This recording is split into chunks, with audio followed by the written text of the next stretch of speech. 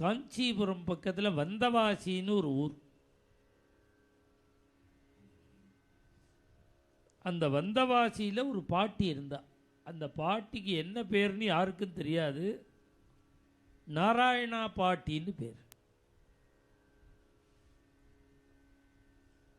அந்த பாட்டி எதை பேசினாலும் நாராயணா சேர்த்து சொல்லுவா. நாராயணா எப்போ வந்த? நாராயணா சாப்பிட்டையா? நாராயணா எனக்கு வயத்தை பசிக்கிறது. நாராயணா எனக்கு தூக்கம் வருது. எதை பேசினாலும் நாராயணா சேர்த்து. அதனாலேயே அந்த ஊரில் அந்த பாட்டிக்கு நாராயணா பாட்டின்னு. ஏகாக்கி, பந்துகளே கிடையாது, ஏதோ தூரத்து உறவு தான் இருக்க.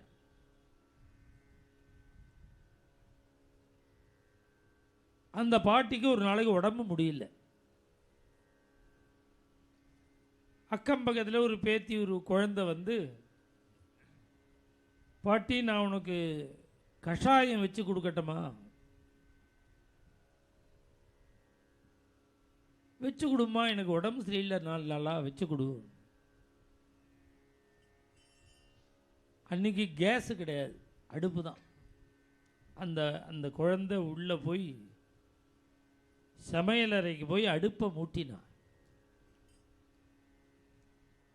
உடனே இந்த பாட்டி நாராயணான்னு கூப்பிட்ட. யாரையுமே நாராயணான்னு தான் கூப்பிடுவாங்க.